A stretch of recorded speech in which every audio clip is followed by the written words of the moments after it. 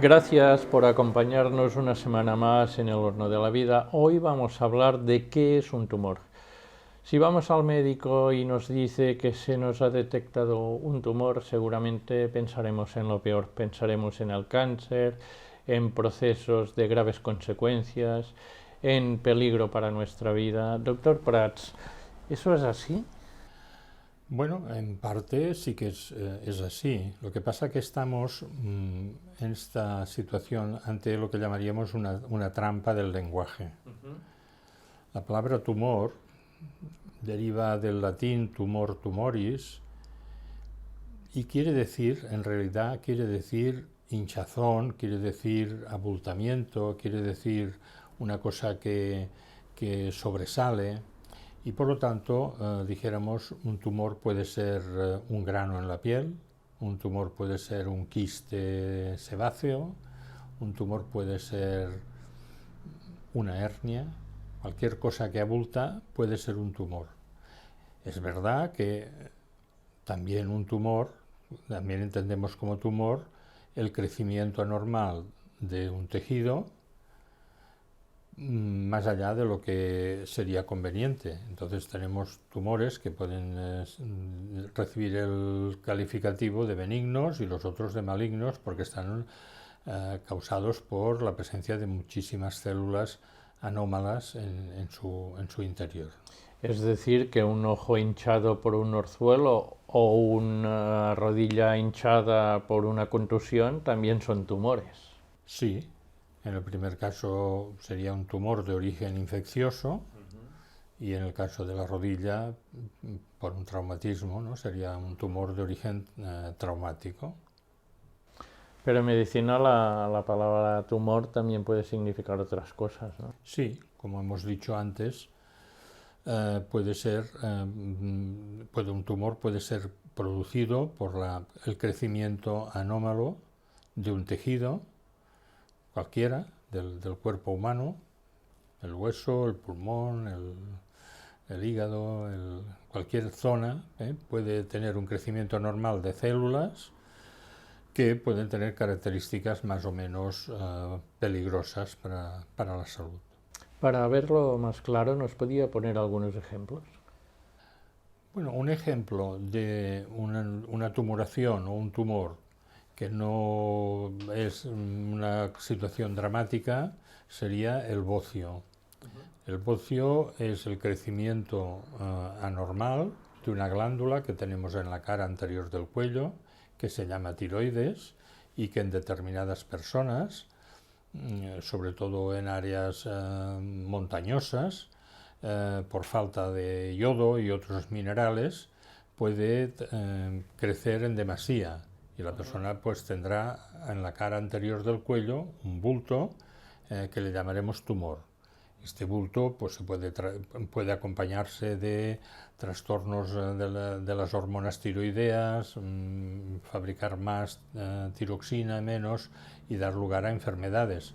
Pero todas ellas son enfermedades que se tratan y en la medicina actual se tratan con éxito.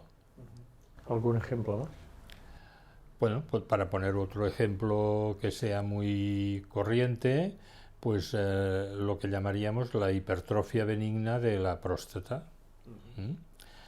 En muchos varones, a partir de los 60 años, 65, 70 años, se produce un crecimiento anormal de la próstata debido a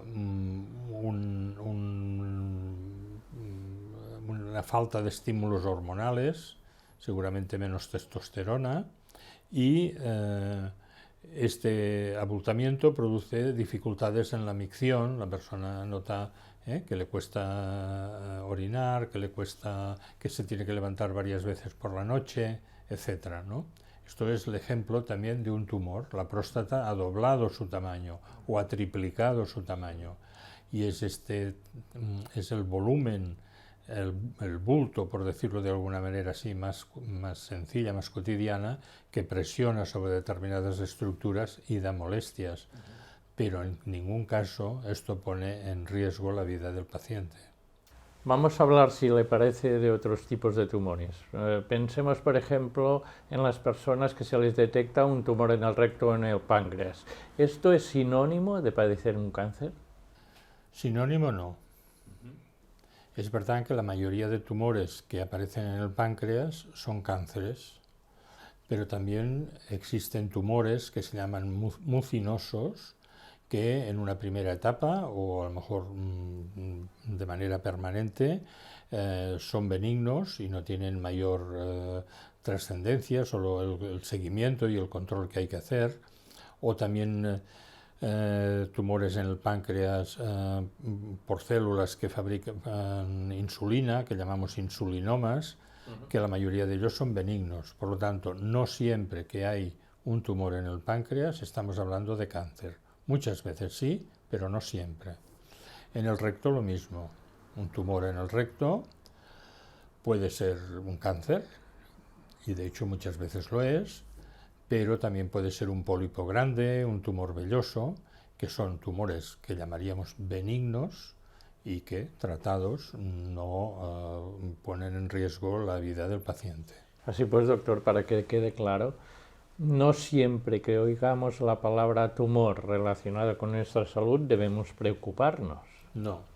De lo que debemos hacer lo que no podemos es quedarnos con la duda, sufrir interiormente, atrapados por el significado más o menos erróneo de la palabra tumor, ¿no? Lo que hemos de pedir al médico es que nos aclare exactamente la naturaleza de aquel bulto, de aquel crecimiento anormal de tejidos y que nos explique las posibilidades que tenemos de resolver la cuestión. Por tanto, diríamos que desde el punto de vista etimológico, tumor significa abultamiento. Eso es.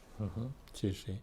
En este caso, por ir citando más situaciones, una hemorroide congestiva sería un tumor, una hernia inguinal sería un tumor, porque son abultamientos que salen y no debieran salir, ¿no? Muy bien, doctor. ¿Alguna cosa más? Bueno, yo aquí quisiera aprovechar la situación para comentar que muchas veces en la conversación con el médico o incluso en la familia de un paciente se habla de un tumor benigno y de un tumor maligno porque las biopsias han determinado que las células son cancerosas en un caso, un tumor maligno, o son células que no son cancerosas. Entonces aquí volvemos otra vez a la semántica, ¿no? El sentido de las palabras. Mire, si una persona se muere porque tiene una apendicitis aguda, es una enfermedad maligna, porque le ha llevado a la muerte, o de una hernia estrangulada, es una enfermedad maligna.